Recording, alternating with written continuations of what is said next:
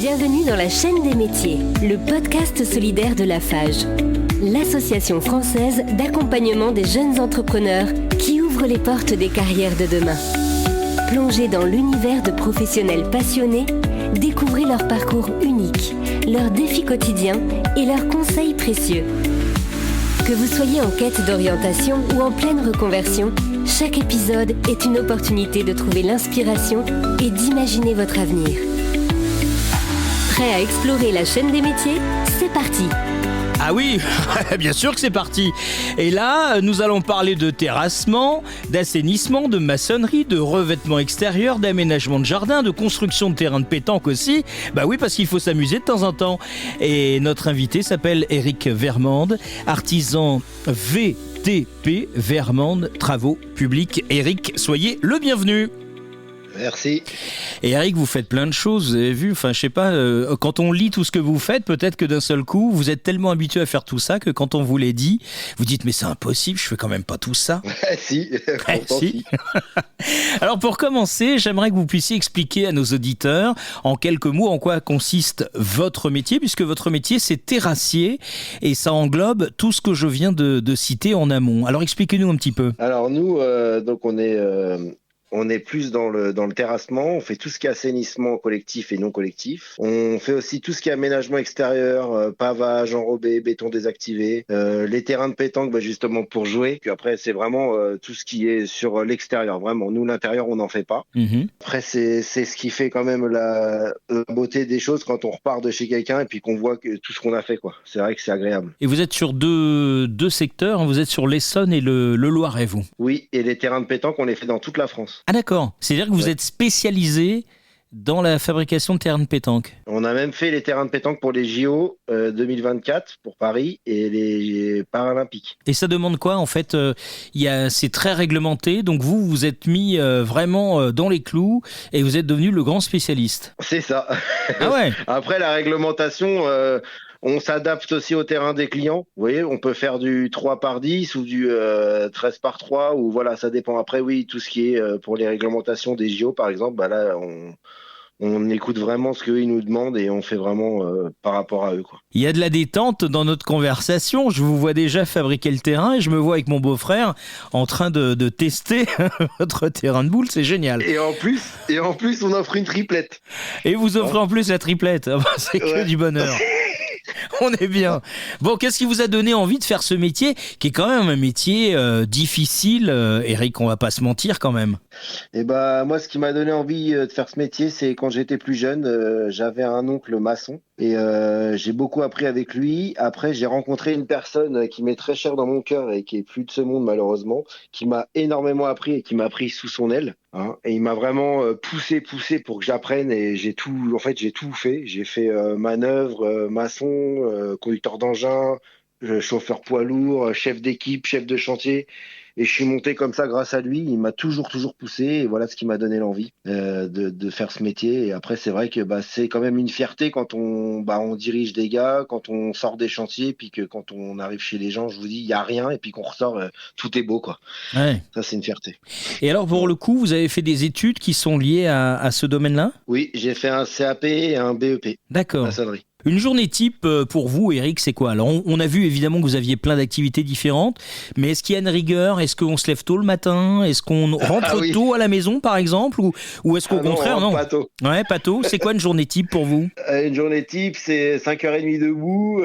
Après, on check si tous les gars sont bien présents au chantier, parce que moi, mes gars vont directement au chantier avec les voitures. Après, on gère les livreurs qui sont au dépôt, qui partent pour livrer tous les chantiers. Ensuite, une fois que tous les chantiers sont mis en route, donc moi, je passe après pour vérifier si tout se passe bien, etc. Après, journée avec les clients, fournisseurs, on cherche du boulot, parce qu'il faut courir après le boulot, parce que ça n'arrive pas tout seul, malheureusement. Et puis, après, le soir, on revient, on fait les devis au bureau, et puis, des fois, à 20h30, 21h, 22h, quand il y a un peu de compta après à faire, 23h, minuit, des fois on est encore là. Et ça, c'est que pour les petits groupes, quoi. Enfin, les petites boîtes comme moi, quoi. Ouais, c'est ça. Et vous avez du monde avec vous ? Parce que vous dites, est-ce que mes gars sont là ? Vous avez embauché un certain nombre de personnes sur l'évolution, quand on a tout le monde, on est 14. Et Ouais. quand on est en baisse d'activité, là, comme là pour l'hiver, on se retrouve à 5-6. Et là, pour le coup, l'hiver, puisqu'on enregistre ce podcast en plein milieu de l'hiver, il fait -2 en moyenne là depuis quelques C'est jours. ça. C'est quoi votre activité alors? Beaucoup de bureaux, beaucoup de devis. Et puis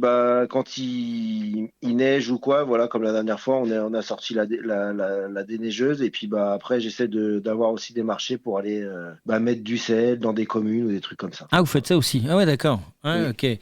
Alors, les compétences, selon vous, et les qualités essentielles pour réussir dans ce domaine de terrassier, c'est quoi? Avoir de la rigueur, on va dire. Réfléchir beaucoup, parce que c'est pas que arriver puis taper dans la butte. Il faut quand même réfléchir, malgré que c'est un métier où on a l'impression qu'on réfléchit pas, mais on réfléchit énormément. Et puis après, les compétences, essayer de bien comprendre le chantier avec les plans, savoir lire des plans aussi, c'est important. Mais tout ça, ça s'apprend. Et puis voilà. Ouais, ça, c'est vraiment les compétences et les qualités qu'il faut avoir, c'est primordial. On La vient pas rigueur, comme ça, la quoi. rigueur. Ouais. Non, c'est Au-delà ça, de la l'étude, rigueur. voilà, au-delà des études, il y a aussi, c'est pas un métier simplement de manœuvre, il y a de la réflexion aussi au quotidien, quoi. C'est ça, voilà. C'est un métier réfléchi quand même, malgré ce qu'on peut penser, c'est un métier qui est quand même réfléchi. Vous avez combien d'années d'expérience maintenant, Eric? Eh ben moi, ça va faire 20 ans. À 20 ans, ça me va parce que ça me permet de vous demander comment il a évolué votre métier. Est-ce que la charge de travail, la pénibilité, elle s'est réduite peut-être avec l'arrivée de nouvelles machines, de nouvelles techniques, ou ça continue à être toujours très compliqué? La pénibilité avec les machines, c'est vrai que ça nous aide beaucoup. Après, bon, c'est toujours dur parce que quand il fait froid, on est dehors. Quand il fait très chaud, on est dehors aussi. Mais après, moi, je trouve quand même que le métier l'a changé en 20 ans. Vous savez, c'est plus trop la même ambiance. Déjà, maintenant, les gens, c'est plus pareil. Et puis, par rapport aux anciens avec qui j'ai beaucoup appris, c'est vrai que maintenant, c'est pas la même chose. Ça veut dire qu'aujourd'hui, un jeune qui souhaiterait faire votre métier, vous lui diriez quoi? Que c'est une bonne opportunité, que ça reste quand même un bon job, ou vous êtes un peu Ouais. réservé? Non, je dirais que c'est bien. Et qu'il faut venir et il faut foncer parce que il y a du boulot, mais il faut rester humain. Faut pas, vous voyez, les ordinateurs, tout ça, c'est bien, mais dans ce métier-là, il faut avoir de l'humain. S'il n'y a pas d'humain, c'est pas possible. Vous avez intégré beaucoup d'applications ou de logiciels dans votre travail sur ces 20 ans qui vous facilitent par exemple la mise en place des plans, où on dit aussi qu'aujourd'hui, grâce à certaines machines, on a pu apporter toute la journée des sacs de ciment. Moi, dans ma boîte, non, parce que nous, on est trop petits. Mais j'ai travaillé en étant louageur pendant 8 ans pour des gros groupes tels Vinci ou Razelbeck, tout ça. Et en fait, oui, eux, ils travaillent qu'avec les ordinateurs. Vous voyez, les ordinateurs, ils leur disent, il y a tant de jours de boulot, en tant de jours de boulot, on va le faire. Mais ils voient pas le problème qu'il peut y avoir sur les chantiers, sachant que sur les chantiers, il y a toujours des problèmes. Et moi, quand je vous dis des chantiers, c'était des chantiers comme à Montreuil. On creusait la gare pour arriver au tunnelier, vous voyez, qui est maintenant en service pour le Grand Paris. Donc moi, j'étais à moins 60 mètres de profondeur avec la pelle. Et puis en haut, on avait 100 semis à charger, sauf que des fois la machine elle tombe en panne, des fois les semis ça tourne pas comme ça veut, enfin voilà. Ouais, donc faut quand même faire le boulot, et là, ça remplace pas les mains, quoi. Non, c'est ça. Et heureusement, heureusement qu'il y a encore besoin de l'humain.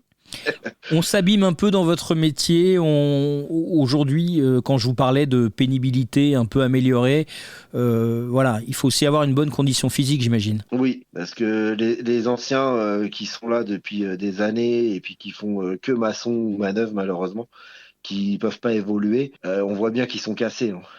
Même moi qui ai que 38 ans, mon mal de dos, bon, je dis rien, mais j'ai quand même mal au dos parce que j'ai commencé à 15 ans, 14 ans et demi et 15 ans. Donc voilà, c'est pas pareil. Et donc, on peut considérer que ce métier est aussi un métier rentable, qu'on se lance dans l'affaire ou qu'on soit employé. Ça fonctionne bien au niveau Oui. revenu? Oui. Moi, je trouve qu'il y a de l'argent à se faire pour quelqu'un qui est pas feignant et puis qu'on veut et qui monte quand veut. Il y a moyen de se faire de l'argent. Et donc, on peut bien gagner sa vie à condition de se relever les manches. C'est ce que vous nous dites, Eric, apparemment. Il n'y a pas de secret, hein, de toute façon. il faut y aller. Hein.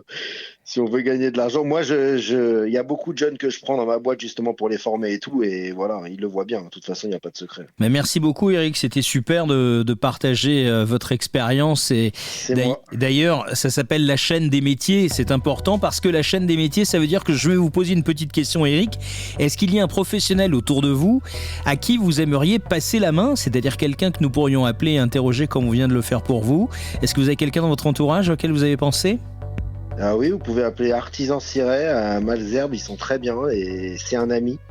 Et vous pouvez y aller les yeux fermés. Alors que fait-il, lui ? Il est plombier. Plombier. Ouais, Eh bien, ce sera plombier chauffagiste. Ah, très bien. Bah, vous en avez besoin aussi dans votre job. Quand vous avez fini, c'est lui qui prend la main. C'est ça, exactement. Merci beaucoup Eric d'avoir été notre invité. Je salue évidemment nos auditeurs qui nous écoutent. Vous venez de découvrir à l'instant Eric Vermande, terrassier. Vous pouvez écouter tous nos épisodes et si vous aussi vous avez dans votre entourage quelqu'un que vous appréciez, qui a un métier que vous avez envie de mettre en avant ou bien le vôtre, vous n'hésitez pas, évidemment, on vous donne rendez-vous sur notre site internet afage.fr et puis tous nos podcasts, vous les retrouvez, vous le savez, sur l'ensemble des plateformes de podcast. À très bientôt et merci de nous avoir écoutés.